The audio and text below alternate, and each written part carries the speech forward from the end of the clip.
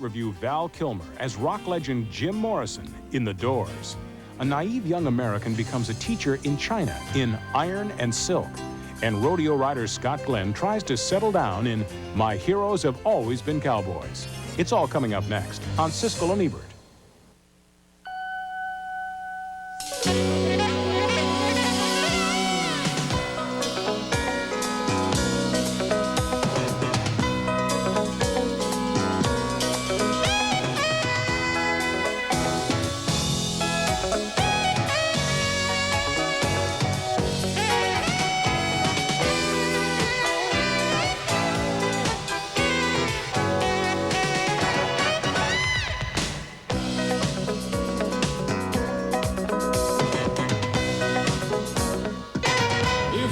To say to you, girl, we couldn't get much higher. Yeah. Come on, baby, light my fire.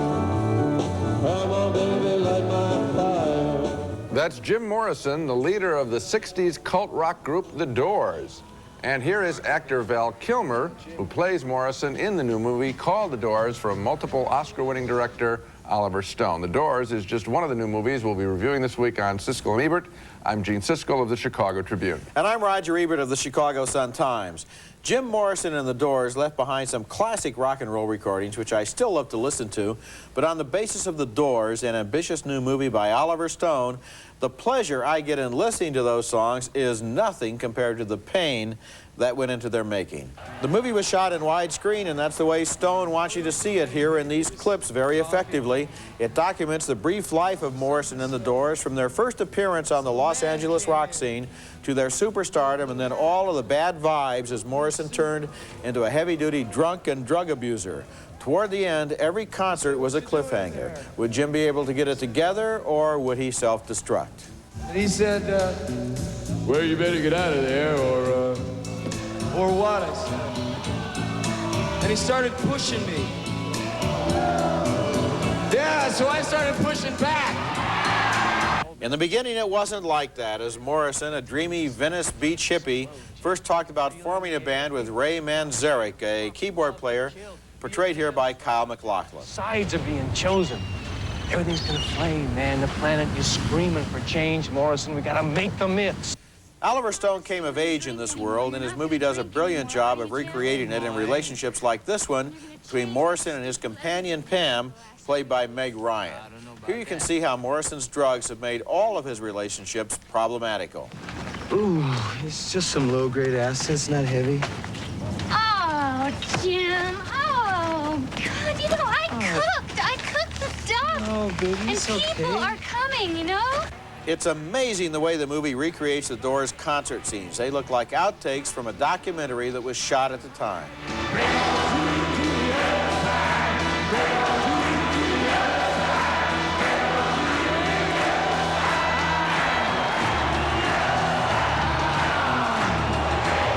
The crowd scenes there have an amazing impact, and this is one of the most realistic-looking rock movies ever made. But sitting through the decline and fall of Jim Morrison is not a pleasant experience, and the last hour of The Doors is like spending several weeks trapped inside the party from hell. Drugs turned Morrison into a narcissistic, selfish, deceptive monster whose ego made life miserable for everyone around him. That creates a paradox. This is a brilliant movie about a person I would rather not have met. I have great admiration for many of the elements in the film, including Val Kilmer's heroic performance as Jim Morrison. He looks so much like Morrison that it's eerie, but he's also completely convincing in the role. I also like Kathleen Quinlan's work as a weird rock journalist who feeds Morrison's fantasies. And Oliver Stone's achievement in recreating this period of time, including the rock concerts, is astonishing. The Doors is a very well-made movie about some terrific music, but the misery of its hero makes it truly painful to watch. You know, I didn't suffer that much, except in his relationship with the Pamela Corson character played by Meg Ryan, which I thought was, I guess, so unhappy that it wasn't really worth watching. But the rest of the picture is a musical experience, which is really what I think I took out of it. It was a pleasure to revisit the times. I felt like I was given a ticket back to the 60s, and I enjoyed it. I enjoyed being there, watching the music, seeing it created, seeing the spirit of the 60s recreated, the positive spirit of people taking chances. I thought I really thought it was a terrific You've film. just given a wonderful review of the first 20 minutes of the film. What about what Jim Morrison goes through in this movie? His obsession with death, his completely sadistic and uncaring treatment of everyone around him, the way that they start reacting to him with passive-aggressive hatefulness, so that the passive-aggressive hate, so that the people in the band in the background who are playing while he's singing look at him as if they would like to kill him. What about the audiences he kept waiting for hours? What about the painful spectacle of him embarrassing himself in public while drunk and exposing himself? Is that the spirit of the 60s? I don't think, well, you know what? People did awful things, sure. They were drug influenced and drunk. And but what about this guy? He was more than drug influenced. He was on a complete death trip. Well, okay, I saw that, but I enjoyed the music that was created during that period. Well, then you should get the soundtrack album. I did actually buy 2 records from the film. I enjoyed the film thoroughly. I'm not exactly sure what we're arguing about here. We both liked the movie. I think I'm not going to give it thumbs up. No. You call his performance brilliant? Yes. And the recreation of the rock music brilliant? And you're not going to recommend that people see this? I think it's a pretty unpleasant experience. But you wouldn't want them to see the brilliant things in the film? Listen to the music. I admired a lot of the things in this movie, but the problem is, by the end of the film, it's really a downer. I mean, in a bad way. But wait a second. There are people. It's documented the guy died at the age of 27. That's right.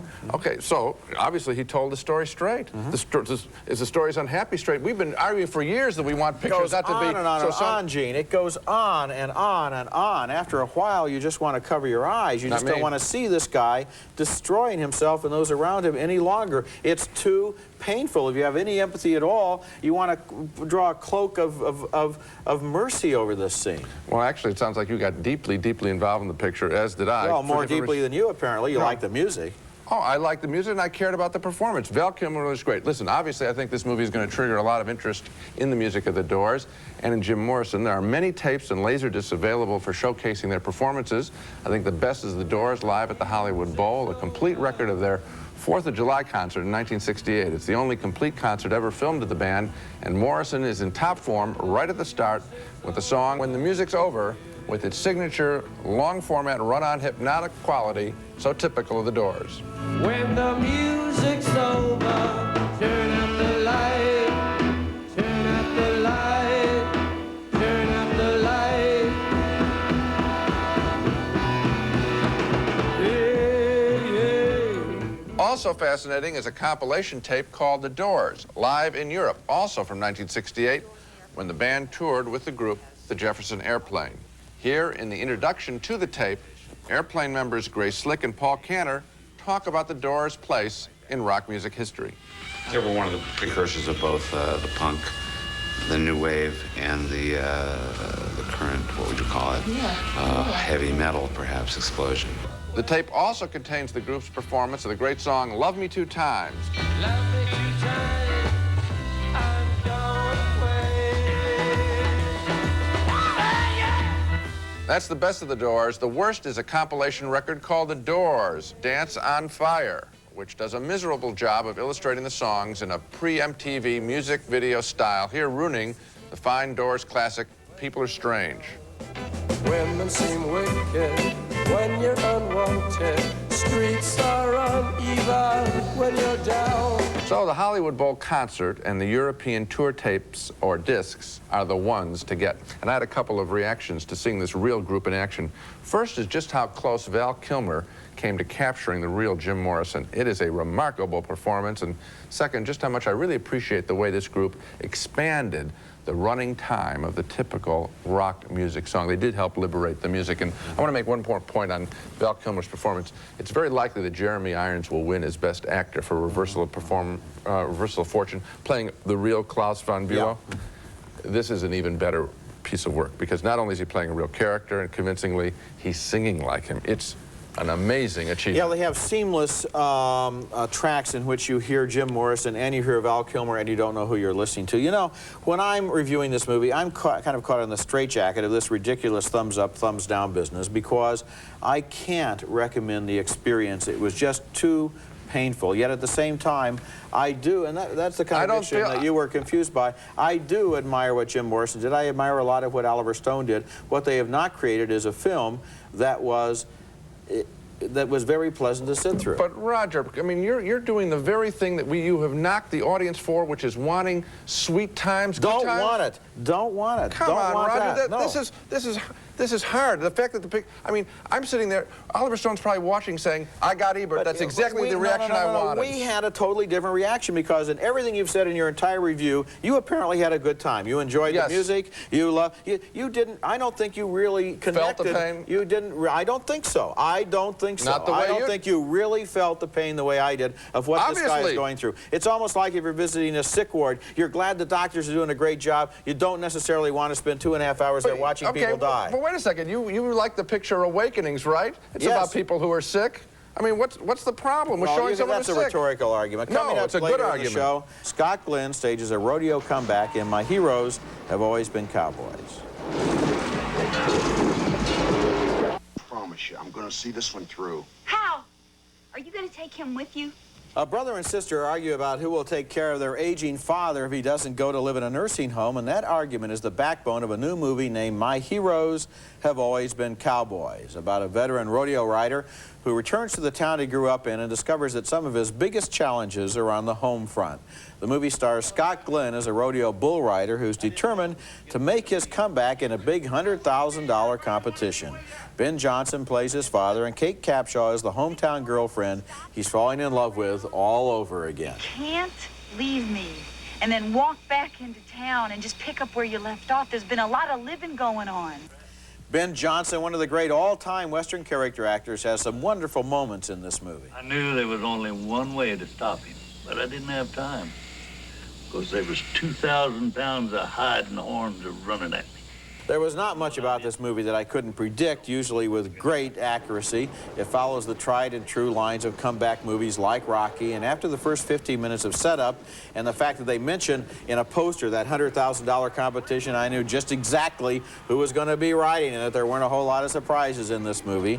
There were, however, a few things I liked. One of them was the strength and conviction of Scott Glenn, an underrated actor who you may recently have seen as the FBI agent in The Silence of the Lambs. Another thing I liked was the quiet authority of Ben Johnson, who can't say a word that doesn't sound sincere. Tess Harper had the thankless role of being the angry sister and did as good a job as possible, I guess, with overwritten dialogue, but the movie's big scene was right out of the file drawer, and I get restless when I know where a movie is headed better than the movie does. Yeah, I mean, I knew the movie was in trouble when I enjoyed the rodeo sequences more than the domestic scenes. Yeah, I mean, the rodeo sequences had some action. I hadn't seen that stuff quite that way before. I thought they did a good job with that, even with the time distortion. I permit that in a movie. But the domestic stuff was really routine, and as you say, no surprises. Coming up next, Iron and Silk, a most unusual film about a young American's journey into China where he becomes sort of a real-life karate kid. I'd read that he was as hard as his right hand, which he developed by punching an iron plate 1,000 times a day. Not good enough. If you want to learn something, you should always find the best teacher. That's writer Mark Salzman playing himself in the movie Iron and Silk, the true story of his trip to China, where he went to teach English in the early 1980s, but ended up being as much a student as a teacher, learning about the martial arts from a master instructor. There's a genuine freshness to this story in Salzman's easygoing, open-hearted manner and in the surprising charm of his Chinese students. First, we add cold dishes such as marinated pig stomach and sea slugs. That's a great scene. Iron and Silk isn't just a goody-goody portrait of modern China. Salzman finds a girlfriend, but their affection is not easily exchanged. Vivian Wu plays the friend. I've already been criticized for liking Western things. What's wrong with Western things? I thought that was all right in China now. It's not as free as it seems. There's sort of a prescience there when her statement, "It's not as free as it seems." This film was completed just before the crackdown in Tiananmen Square. I really enjoyed Iron and Silk, however. It's a rare travelogue of somebody else's trip that is worth taking with them. Saltzman is one of the most engaging presences I've seen in a film in a long time. So natural, so unassuming, so un-movie-like. Iron and Silk is going to make its way slowly around the country, and it won't have a big ad budget to grab your attention, but I think Iron and Silk is definitely worth seeing. I enjoyed it too. I really enjoyed the fact that you really felt these experiences were happening. There was no manipulation. There's no twisting the plot to have an artificial happy ending. Boy doesn't necessarily have to get girl. Boy doesn't necessarily have to win a big karate match at the end of the movie as it would in a Hollywood formula. This is about an outsider going into a culture and finding that it's really more than he bargained for and enjoying that, and I did too. Yeah, the sense of discovery with this actor who is obviously an amateur. I mean, he's an amateur presence, so you don't know, he doesn't seem to do things movie-like, and so there's this whole surprise element that carries you through the picture, which is the drive of this travelogue. There's something very original in the fact that he wrote the book the movie is based on. I don't think that's been done before, where, not very often anywhere, a guy plays himself. Coming up next, Superstar, The Life and Times of Andy Warhol. Look at the mask behind the man. We laughed out loud because we didn't know he was so much like us. Figures of our times, an artist whose work transformed the way we look at ordinary objects and the way we answer the question, what is art? Sometimes his work seemed like an enormous put-on, but it wouldn't go away, and it grew in stature even as he claimed to agree with his critics that it was all just superficial. In a new documentary named Superstar, The Life and Times of Andy Warhol, Chuck Workman assembled countless Warhol images to show how omnipresent the artist was and how influential. Andy, do you think that pop art has sort of reached the point where it's becoming repetitious now? Yes. Interviewing Warhol was an exercise in masochism for journalists who usually wound up supplying their own answers. Warhol's fame was fueled in no small part by the steady stream of celebrities who in the 60s drifted in and out of the endless party held at the Factory, Warhol's studio. It was fierce. It was like some kind of festival, just to go there and be there. Warhol was not only a painter and a sculptor, but also a magazine publisher and a film director, and yet he never seemed to really put an effort into anything. I could stare at the camera for 10 minutes without blinking. That, of course, is the image Andy Warhol liked to project as the passive bystander with barely enough energy to keep his eyes open. One of his friends even says in the film he doubts that Andy had a sex life at all because he didn't have the strength for one. The overwhelming impression left by this documentary, however, is of a man of prodigious energy, creating a flood of images and events that helped to shape his times. The film is an always absorbing mosaic of interviews, artworks, and documentary footage, all swirling about Warhol's cool detachment. He comes across as enigmatic as the Mona Lisa, and he may fascinate and frustrate people almost as long. Which is why I wanted to see a little bit more journalism here. I think that this picture doesn't lay a glove on Warhol. I mean, it doesn't tell me anything that you wouldn't roughly know, although when you show the material, just showing the material and seeing it up on a big movie screen, that in itself says something about the art that he created, and that's valuable, just to see it again. If you can't, you know, there was a big exhibition of his work not too long ago. If you didn't go to that, this is one way, I suppose. But I think just that, did you learn anything new about him, Roger? See, this is what's fascinating about the film to me, Gene. You're responding to Warhol the way he wanted people to respond to him. And he was so consistent for so many years, for 30 years, in never expressing sharp feelings and never saying anything very revealing. Even when you talk to his friends, they didn't really know who was really there. Unfortunately, you know what? And that, it seems to me that that's what he wanted to give. I don't know if there is anything behind the facade. Well, let me tell you something. There must be, but you're not going to get it in a movie, and you're maybe never ever going to get it. Oh, I think you can. There's easy journalism to be done on him, and I don't think that the picture did it. So we split on that. Coming up next, our video pick of the week, an unfairly maligned film directed by Jack Nicholson. Out on home video this week is The Two Jakes, Jack Nicholson's sequel to Roman Polanski's Chinatown, and this is a picture that sank like a rock at the box office when it first came out, but both Roger and I gave it a strong thumbs up, enjoying the complexity of its plot, with Nicholson directing himself in the role of Detective Jake Gittes, searching here for a lost love. You tell me what the hell you think's going on here, and I'll tell you if I think you're right. I enjoyed The Two Jakes much more because I saw Chinatown the night before I saw The Two Jakes, and that's the way I recommend you screen it. First Chinatown one night, then The Two Jakes the next. You'll see two good movies, and the rarity of watching the same actor grow and change over a 14-year period. And now let's recap our reactions to the movies we reviewed on this show. A sharp split on The Doors. I thought it was a terrific portrayal of the man who created remarkable music. Roger agrees, thought Val Kilmer's performance was brilliant, but was disturbed by the pain Jim Morrison caused himself and others. 2 thumbs down for My Heroes Have Always Been Cowboys, a predictable rodeo melodrama with Scott Glenn. 2 thumbs up for the engaging Iron and Silk, Mark Salzman's China Journey. And a split vote on the Andy Warhol film Superstar. Roger enjoyed the documentary. I didn't learn anything new about Warhol, and I have a feeling we're going to be talking about the Doors movie for the rest of the year because, boy, the experience you had, I wouldn't want to keep people from seeing that at all. Well, rather than renew our bloody fisticuffs, I would just like to say that Iron and Silk, in the meantime, is probably going to disappear into the mist of time if we don't point out this is a movie to look for and go see. It's immediately because it'll disappear. Because it'll be gone if you don't run for it. And we can argue about other things later. That's it for this week. Next week, we'll be back with The Hard Way, starring Michael J. Fox as an actor who wants to learn how to be a cop, and James Woods as the cop who teaches him. And also New Jack City, an urban thriller starring Wesley Snipes and Judd Nelson. That's next week, and until then, the balcony is closed. It's America's favorite jelly bean, Jelly Belly, now appearing at theaters and video stores with good taste. Jelly Belly beans, try them, you'll love them. Rice-A-Roni, the San Francisco treat, now with 30 flavors you can serve it every day for a month and never serve the same dish twice. No Nonsense, the pantyhose that hold up through your busy schedule without a snag. No Nonsense, the pantyhose that last. Ruffy's Color Sense trash bags with colors to match any decor, plus fresh deodorizing fragrances. Color Sense, the best value you'll ever throw away.